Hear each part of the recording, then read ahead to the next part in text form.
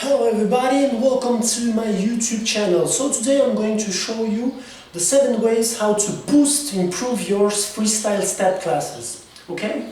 So first of all, you need to know that when you do freestyle classes, you need to you need to create your choreography. So I'm going to show you the 7 ways to boost your confidence and to improve your classes. So the first one is you need to identify your class level.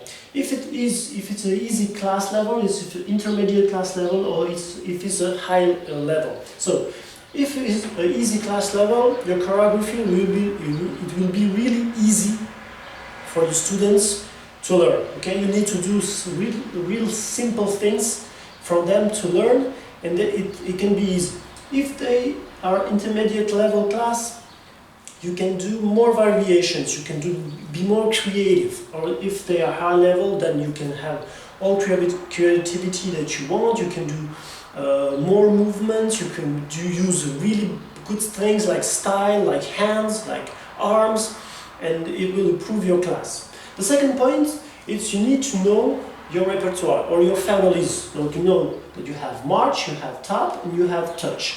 If you are doing an easy class, you're not going to use much of movements, okay? There are fast movements, there are slow movements. If you do, for example, a boxer step here, it will be too fast, okay? So you need to know your repertoire, you need to identify the movements that are fast and that are slow, okay? So you can vary them. Use as much as you can your different options, okay? March, tap, or touch, but you need to follow your class level, okay?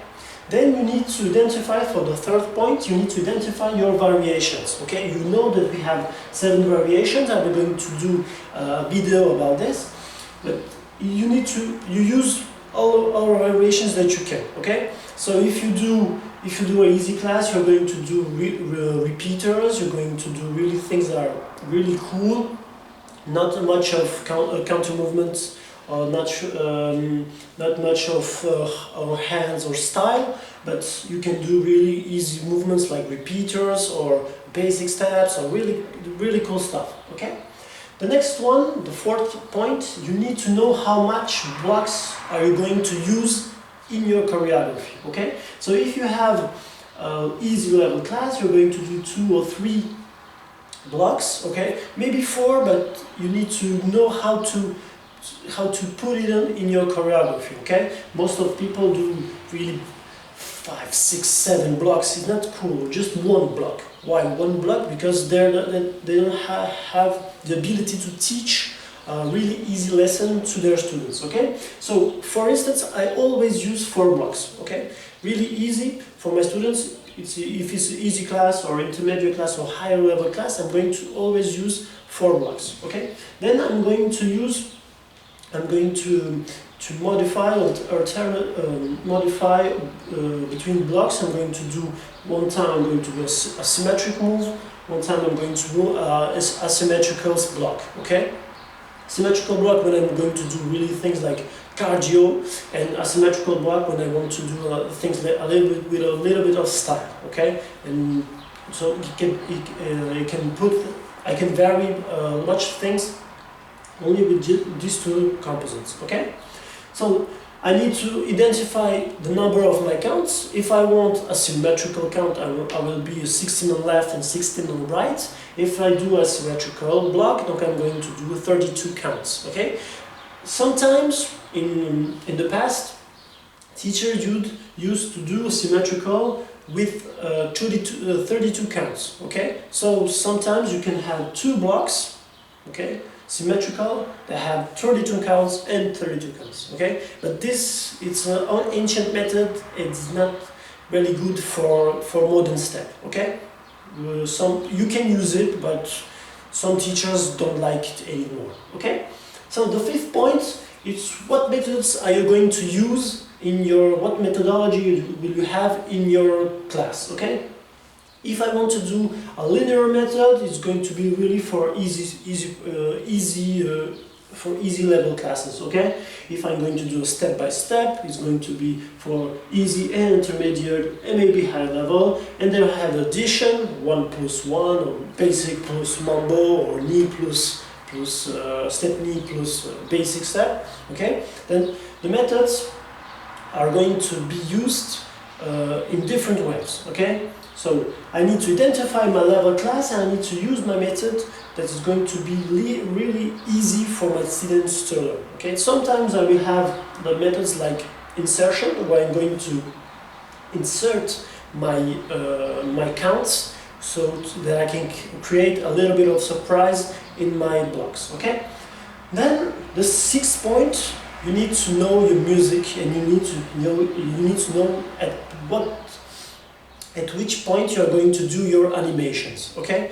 If you know your CDs, and this is really good, things that something that you need to do.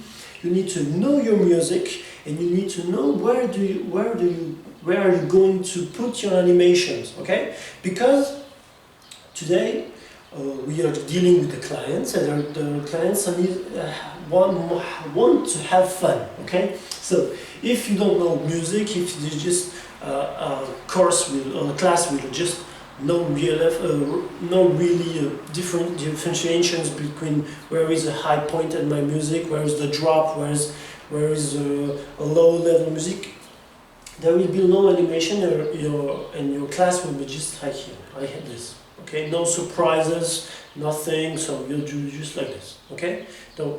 So if you want to do a more fun class, you need to know your music, so you can do a little bit of surprise. So the clients will be like, wow, what is this? And then you're going to do, oh, it's cool.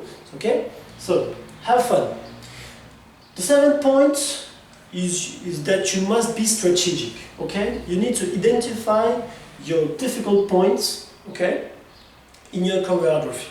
For instance, if I have the move that I want to learn to my students, and I want them to learn my move, I'm going to identify really the point where I'm going to put my my move, okay?